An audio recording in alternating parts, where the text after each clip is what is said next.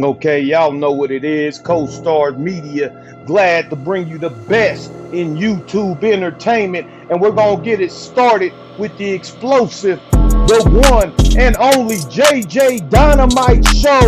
Let's go.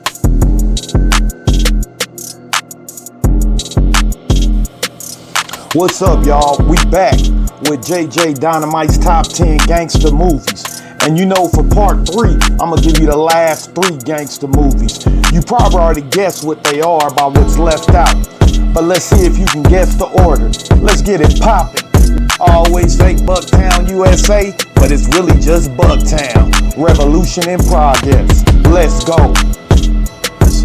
It stars your favorite brother, overriding oppression and distractions, Fred Williamson, banging in on the police. Yeah, that's what he do in most of his movies. If it's somebody oppressing him, he's gonna oppress them. And he wasn't alone, of course. Pam Grier was on the scene, but she wasn't playing her usual pull the gun out the fro and kill your role. Today, she was just a kickback lady, chilling, trying to deal with the struggles of the streets. But Fred Williamson, because these police killed his brother, which brought him to town anyway, brought his own crew. Some straight up gangsters. 70s gangsters. They kind of remind me of the Youngs in Denver. If you from Denver, you know who I'm talking about. If not, Roy, Snobs, David, Steve, that's Little Big Scrap, Little Scrap. Y'all know who y'all are, but they dealt with the police like y'all would have. Eliminated them right off the bat. Straight up gangsters on another level. But you know what they did after they did that? They took over the town and got the bread they sell. They even went as far to get rid of the town mascot. What y'all call it, $1.50? Well, let's say they gave him $1.50 times 20. Slashed him up real good. So what's the hero of our movie do in Bucktown? He goes and gets a tank and smashes them down. I mean, he crushes these fools. But this is the best part of the movie right here. Down to me and you now, right? I don't want to shoot you, Roy. I just want to beat the hell out of you. Sure did. Want to take off. Loser, get out of town. Never look back. The heads up. What happened to the heads up, y'all? Back in the day, they could settle everything with a heads up. Now, dudes ain't with it. But in Bucktown, these two men who used to be friends that turned enemies got the heads. Of course, our hero won. Let's get on to number 2. And once you give my homeboy a chance.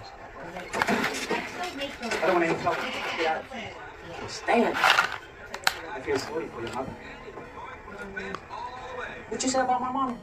You feel sorry for who? I don't want any trouble. Just get out. What the fuck you say about my mama? I don't want any trouble. Just get out. You're talking shit. How many times And coming in at number 2 is mine and yours favorite gangbang movie, Menace to Society. What, you thought I was gonna leave the best banging movie out? Hell no. But I did leave out Samuel Jackson in Goodfellas. He's back in here though, and he's doing his gangster thing in this one. Starts off as Kane's daddy, starts off killing somebody. But we know, just like Joe Pesci made Goodfellas, Old Dog made Menace to Society. He loves them burgers, y'all. Hold on to your burgers. And don't make so offers selling burgers, he might get you. Of course, Kane is what this movie's about. And I like how it made Kane's perspective, a gangster's perspective. Remember when he robbed the car? Kind of funny. Misfortunate for the guy that lost his car. It had plenty of stars, too. Too short. He gives out guns. But they banging OG was MC8. That's who taught him how to bang. And he did a good job, apparently. O-Dog was a fool. Of course, when there's young men around, Jada Pinkett gonna make her appearance. So, Kane's big homie, he goes to prison for life. Jada Pinkett's his big homie's girl. And she starts making moves on him whenever she gets the chance. You know Jada likes him young. But one of the funny things about this is when he gets busted up, when he gets beat up and sent to the police, or shot and sent to the hospital, should I say. Guess who's there to make sure he's all right? Our favorite older lady that loves young men that are hurt, Jada Pinkett. It's crazy how things show itself. But anyway, they have Bloods in this movie too. I liked it this movie because the Bloods weren't punks, but they got dealt with for the things they did. Check out the movie to see what I'm talking about. Okay, so let's get back to it. Kane gets this girl, does it to her. She thinks she's pregnant. He denies it, beats up dude. They come back in they car. Hoorah, old dog deals back with him. But like all other gangbang movies, another dead black. I always trip on how these movies ends and the so-called blaxploitation movies. Something to think about. All right, let's get to number one. Yeah, it's a damn shame brothers always dying at the end of a gangbang movie. Can we live sometime? And speaking of living, I'm trying to live too. Your donations really help. My Cash App is 104CRSH, all capitals. Hit me up. I'll show you what I do with the bread you send me, and I'll do good by it. This microphone I'm on right now comes from the Cash App.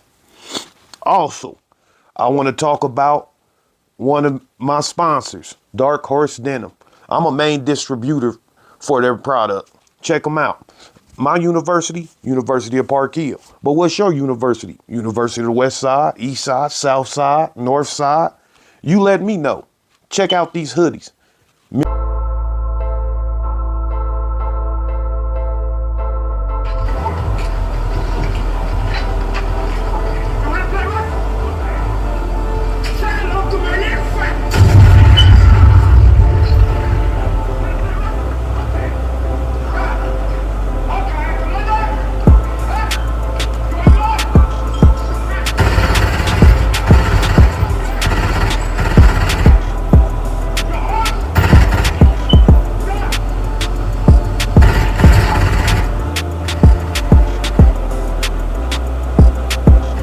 Yeah, what did y'all think was gonna be number one? None other than Tony Montana, Scarface. Yeah, this movie is full of this right here. Pure, unadulterated violence. As you can see, I'm not even giving you this whole scene. I'm just giving you a bit of it. Hey, and one of the things I love about this movie is the violence makes you think it could happen. I'll tell all y'all what, the violence is so explicit and looks so good that this could have been up there with Rambo. And it made sense. I'll say it again, it made sense. The heart that Tony Montana had was crazy. When he jumped off the boat, they was like, hey, you know, you gotta get a panga? Is that what it is? Next thing you know, the whole camp is speaking of panga and they stab him to death. They get out of there and they end up running into this crazy bitch. But you know, they deal with her too. I'm gonna show y'all the punk motherfucker that set up this drug deal. But it went all bad. For some reasons, they had a thing with these Colombians anyway. I guess Colombians, they didn't like to deal with them. You know, I never been on the Scarface level. But this one right here, I think it was for like 5 birds. Somebody tell me if it was 5 or 4. Pure Colombian birds too, the old school dope. They was getting that old school dope and they was ready to kill over it. Look at this scene right here. I'll tell y'all what, y'all can say whatever y'all gangster movie is, but watch this after y'all watch y'all favorite gangster movie and then try to say it ain't this. Anyway, back to it. He brings the dope to Frank. You know, Frank, he had his flaws, but he was wise. And this is that bitch motherfucker with him that set up that cocaine deal. But anyway, one of the things Frank tells him is the biggest problem you're gonna have is what to do with the money. And that comes back to bite him. He meets the head dude. Now this dude is on another level. He knows things other people don't know. There wasn't no social media, but he find out that this bitch motherfucker, I ain't gonna say his name, was a snitch, and they hung him. Now this starts up all this shit. Scarface looks at dude, Frank, like he's a bitch, checks him in front of his girl, Michelle Pfeiffer. Frank puts out the hit, and once again, we got one of them classic violent scenes. I'll tell y'all, I ain't even giving y'all the whole scene here either. Scarface.